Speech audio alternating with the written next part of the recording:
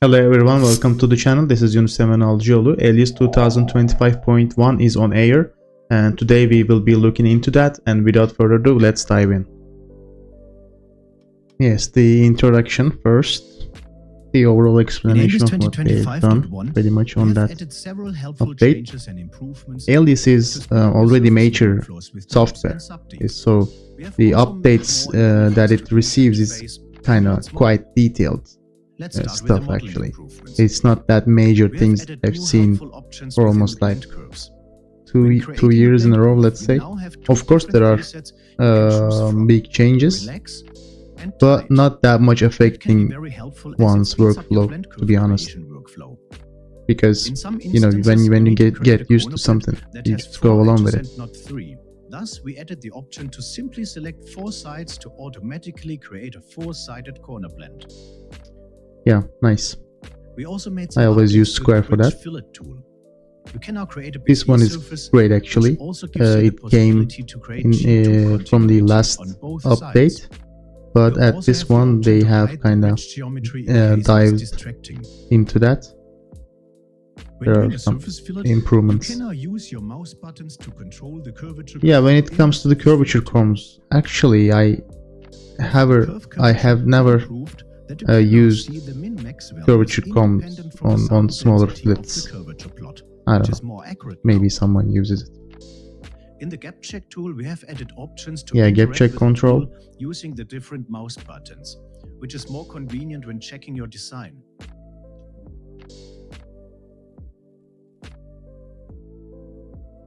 When you're working on a concept model, you cannot type values directly into the prompt line for certain tools.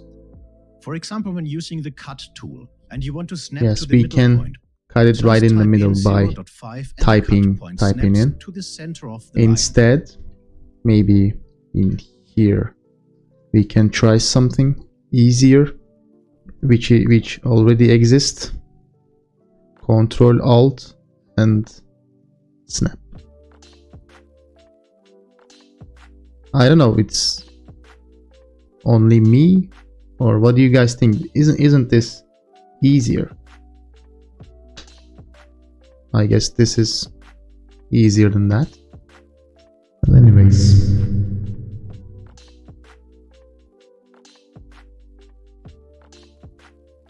and the Bevel tool also supports inputs in the prompt line.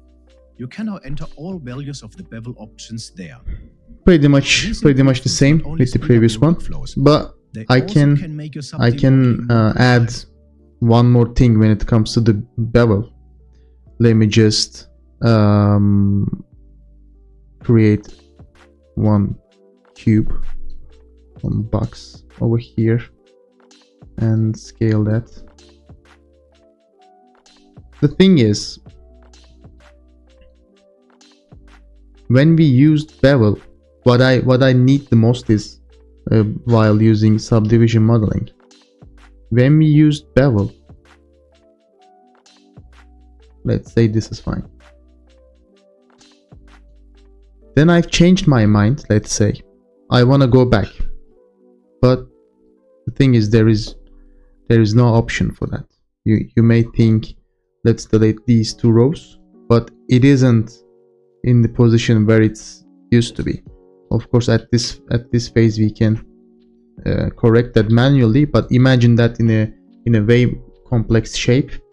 I don't know, maybe some kind of query edit or history behind we can use, or maybe we can bring up something with this crease tool. Let's select the edge first and then crease it.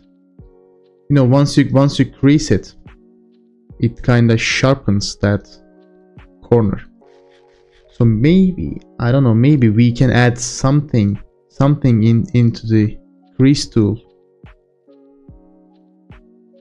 I don't know, that makes it look like a fillet when you applied Bevel, as you applied Bevel, but in a way that we can go back to the mains, because you know, you will see if I increase this one.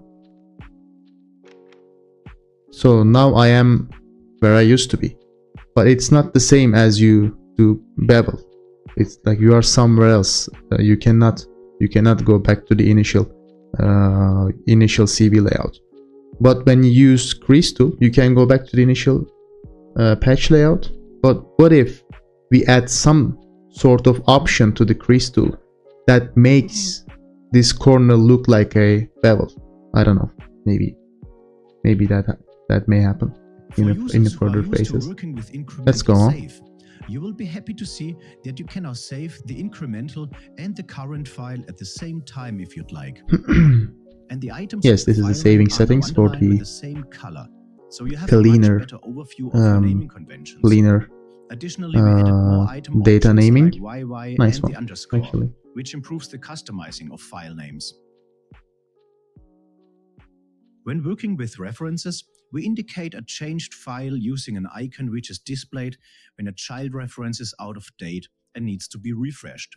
This icon is now added to be honest, I got no idea what notes, reference manager faster overview of your referenced files. Anyway, so we also made more improvements to the brand new pack menu.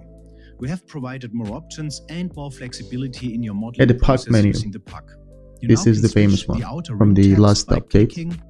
Click and dragging. It's been scrolling. 3 months that I've updated my alias and just as a reminder, to 2025. More outer ring tabs I kinda tried that pack, but and name it outer. Like I said, once you get used to what you do, it's just hard to change, hard to give up on your preference settings.